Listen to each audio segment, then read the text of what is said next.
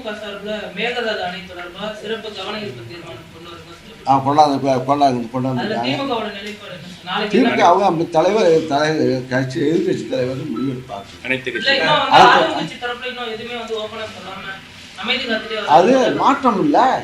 நாங்கள்லாம் சொன்னால் நாங்களாம் சொல்லிட்டு இருக்கோம், சொல்லுவோம். இப்போ எல்லாம் மாற்றம் கொடுத்துருக்காங்கல்ல. இப்போ அதெல்லாம் அது மாற்றம். இப்போ எழுதியாக உங்களை பார்க்கணும், அவங்க எழுதியாக பார்க்க முடியல. இப்போ அது ஒரு மாற்றம் தானே. ஏற்கனவே விளைச்சல் குறைவையில் விளைச்சலே கிடையாதுங்கிற ஒரு இது இருக்கு, சூழல் இருக்கு. அதே போன்று கொள்முதலுக்கான விலையை அதிகப்படுத்தப்படுங்கிற அறிவிப்பும் படையில கொள்முதல் நிலையங்களும் பாதுகாக்கப்படாம கொள்முதல் நிலையம் கிடங்குகள் கட்டுவதற்கான இதுவும் இல்லை. விவசாயிகள் ஒண்ணு பயிரை விளைவிக்க முடியல, விளைவிக்கிற பயிரையும் எப்படி பாதுகாக்கணுங்கிற சூழல் தெரியாம இருக்காங்களே. பாதுகாக்க முடியவில்லை. அப்ப நாங்க இப்ப நெல் கொள்முதல் செஞ்சோம்னா உடனுக்குடன் நாங்கள் பாதுகாக்கப்பட்ட குடோன்னு மழை காலத்துக்குள்ள அனைத்து கட்டிடங்களையும் நாங்கள் இப்போ அதை மூட்டையை பாதுகாத்து வைத்திருந்தோம். நாங்கள் ரோட்டில் நிற்க விடல.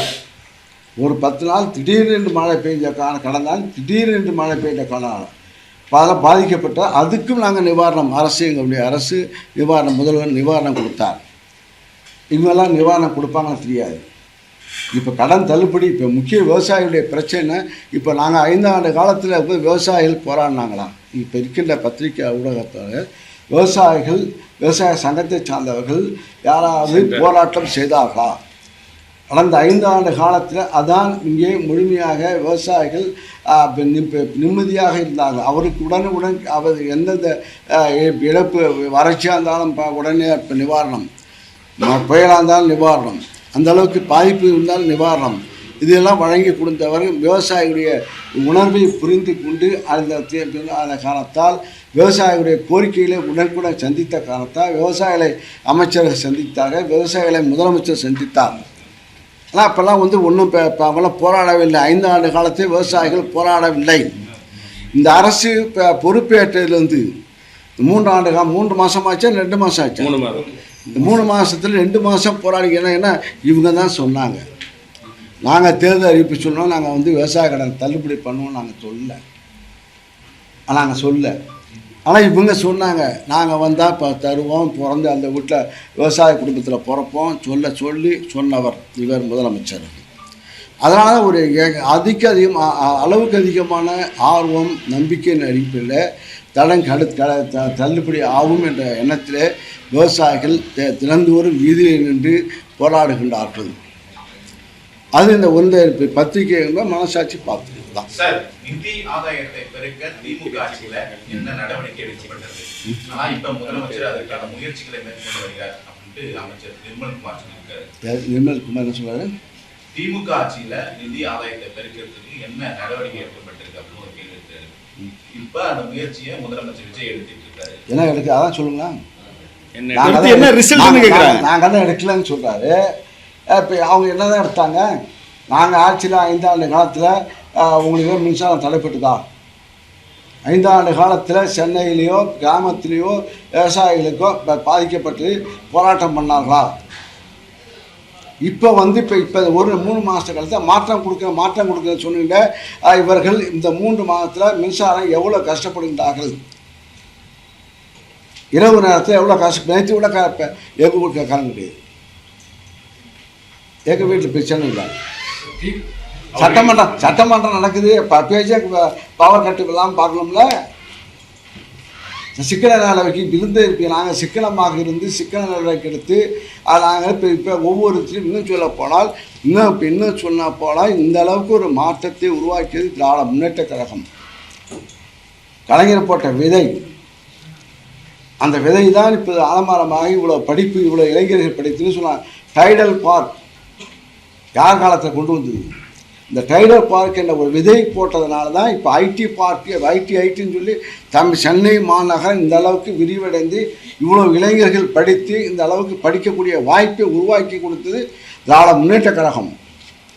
இலவச கல்வி கொடுத்தது ஆரம்பித்து வைத்தது இவர் தான், கலைஞர் தான். சொல்றேன் யாரு சரி, அது தலைவர் சொல்லுவாங்க, அது செய்வாங்க. இன்னும் முதலமைச்சரே வந்து பாருங்க, இப்போ பாருங்க, இப்போ நீங்கள் சொல்றீங்க மாற்றம் இல்லை. இதே எங்களுடைய தலைவர் இருந்தார், நம்ம முதலமைச்சர் இருந்தார்னா இவ்வளோ கட்சி, எல்லா கட்சி, தமிழ்நாட்டில் உள்ள கட்சி எல்லா தலைவர் அவங்க கூட்டணி கட்சிக்காரங்களே இப்போ வந்து அனைத்து கட்சி கூட்டத்தை கூட்டுங்க, விவசாய மேகதாதை பற்றி பேசுங்க என்று சொன்னார்கள். செஞ்சாங்களா? இதே எங்களுடைய முதலமைச்சர் செய்வார்களா? கர்நாடகத்தில் வந்து இவர் வராங்கிறதுக்காக முதல் நாளே எல்லா கட்சியும் ஒன்றா சேர்ந்துக்கிட்டு, எல்லா கட்சியாரும் எல்லாம் ஒன்றா சேர்ந்துக்கிட்டு தன்னுடைய தண்ணி பிரச்சனைக்காக போராடுகிறார்கள். நாங்கள் போராட்டம் பண்ணால் எங்களே அடக்குகின்றார் நம்முடைய முதலமைச்சர். இங்கே மேகதாதுக்கு விவசாயிக்காக குறை கொடுத்த நம்முடைய எதிர்கட்சி தலைவர் உதயநிதி ஸ்டாலின் அவர்களை கைது செய்து உள்ளே தள்ள வேண்டும் என்று பார்க்கிறார். அங்கே எப்படி, இங்கே எப்படி, அங்கே உள்ள நாகரிகம் எப்படி, இங்கே உள்ள நாகரிகம் எப்படி, இதை நீங்க உணர வேண்டும். தமிழக அரசை எது தடுக்குது சார்? அனைத்து கட்சி கூட்டமா இருப்பதற்கு தமிழக அரசை எது தடுக்குது சார்? ஏன்னா தமிழக அரசை தவிர தாவை காலத்தோட மற்ற எல்லாருமே அனைத்து கட்சி கூட்டத்தை கூட்ட வேண்டும்னு வலியுறுத்துறாங்க. தமிழக அரசு வந்து எது தடுக்குது? அனைத்து கட்சி கூட்டம்ங்கிறது அதை எது தடுக்குது? அவளுக்கு சப்ஜெக்ட் தெரியுமா தெரியல, அதான் தெரியல. இப்போ நீர்வளத்துறை அமைச்சர் பேசணும், சிஎம் பேசணும். இப்போ எங்களுடைய முதலமைச்சர் எங்கள் நீர்வளத்துறை அமைச்சர் துரைமுருகன் பேசுவார். இப்போ மேகதாதும் சரி, இப்போ எல்லாத்தையும் பேசுவார், எல்லாத்தையும் எல்லா சப்ஜெக்ட் வரலாறே பேசுவாள், என்னென்ன பிரச்சனையும் பேசுவாள், சட்ட லீகலாக நடவடிக்கை எப்படி எடுத்தோம், என்ன காலத்தோம். இன்றைக்கி கூட இப்போ எங்களுடைய முன்னாள் நீர்வளத்துறை அமைச்சர்கள் 89 வயசு ஆகுது. இன்றைக்கி அந்த ஒவ்வொரு அணையை பற்றி இப்போ சொல்லுவார். இது அனுபவம். இப்போ உள்ளது மாற்றம். அதான் இப்போ உள்ள இது மாற்றம் வந்து ஏமாற்றமாக என்பது இப்போ விவசாயிகளுக்கு ஏமாற்றமாக இந்த பட்ஜெட் விளங்கி விட்டது. நீங்களே சொல்றீங்கப்பா, இப்போ நான் சொல்ல, நீங்களே சொல்றீங்கப்பா. சார், எந்த ஆட்சி வந்தாலும் கடன், இப்போ மட்டும் கடன் சொல்லிட்டு இருந்தாங்க. இப்போ 20,000 கடன், இப்போ 3 மாதத்துக்கு 20,000 கடன் வாங்குறாங்க. இப்போ 3 மாதத்துக்கு 20,000 கடன் வாங்கினோம்னா மாதத்துக்கு வச்சு 3,21 7,000, மாதத்துக்கு 7,000, 60 மாதத்துக்கு எவ்வளோ ஆச்சு? 4 லட்சம் கடன். 4 லட்சம் கடன் வாங்குவாங்க பாரு. இப்பயே சொல்கிறாங்க 3 மாதத்துக்கு ஒன்றும் இல்லை, திட்டமும் கிடையாது, ஒரு திட்டமும் இல்லை, ஒன்றும் கிடையாது. இதுதான் நிலைமை.